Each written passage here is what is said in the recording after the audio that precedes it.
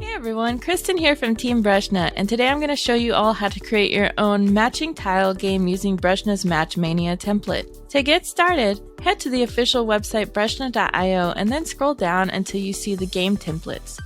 Look for the Match Mania template and then press the Create button to open the editor. Once the editor has been opened, head to the upper right hand side of your screen to the Levels tab and click it to open the level editor. We'll start by customizing our game's background by clicking on the background picture underneath the Level 1 button. Alternatively, you can also do this on the left side of your screen by clicking the background tab, but I personally find the Match Mania template easier just customized mostly from the Levels tab.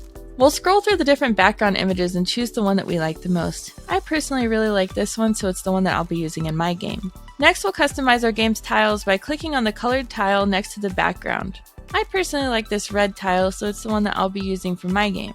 The next thing we'll be customizing is our introduction. I personally want to make this into a math matching game.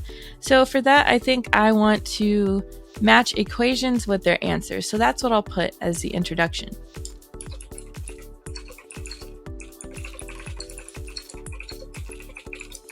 The next thing we'll be customizing is our game's closing answer. Our closing answer is what will be shown to the player whenever they complete the level.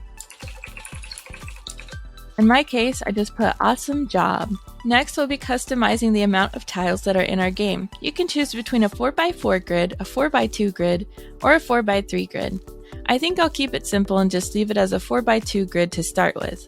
After that, we'll be customizing the collectibles in our game, and for this I'm actually going to delete every single collectible that I currently have in the game to get a fresh start. Once you've cleared out the collectibles, you'll notice the button that says Add Asset, which allows you to add any images that are available from the template under the Collectibles tab. It should be noted that since we cleared out all of our collectibles, that the collectibles on the left-hand side will match with the collectibles on the right-hand side. So we'll start by adding custom text. Since I'm making a game that will match equations up to their answers, I'm going to first start by writing an equation which will just be 3 times 3. The score is what's given to the player once they match a pair, so I'm going to make everything worth 5 points. Also, I'll leave the text and background colors as black and white. Since I'm happy with this, I'll press the Add Asset button. Now that we've got the equation added, I'm going to add the answer for that equation, which is 9, and I will make the score of that worth 5 points as well. And I'll add that. Next, I'll keep customizing my equations and answers, so I'm going to be making a 4 times 4, which will have 16 as its matching pair. Then we'll do 5 times 5 with 25 as the answer. All of these again are worth 5 points each. So this one will be 25 because it's the answer for the previous one. Then we'll be doing 6 times 6. And we just got to add the answer, which is 36, to complete that. Now that we have all of our collectibles selected, we can scroll up and click on the Game Info tab. Under the Game Info tab is where we can customize our game's title, tags, category, and description. Since my game involves matching an equation with an answer, I'm just going to call it Math Matcher.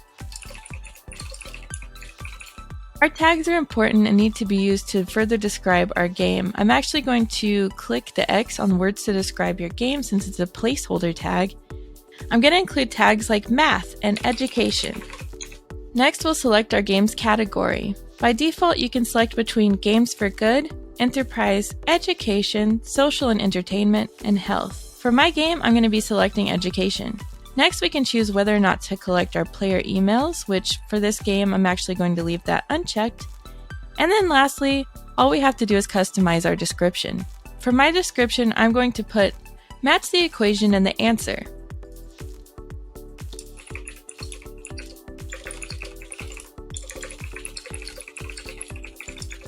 Now that we've customized our game's metadata, we should head over to the left-hand side to choose a music track for our game.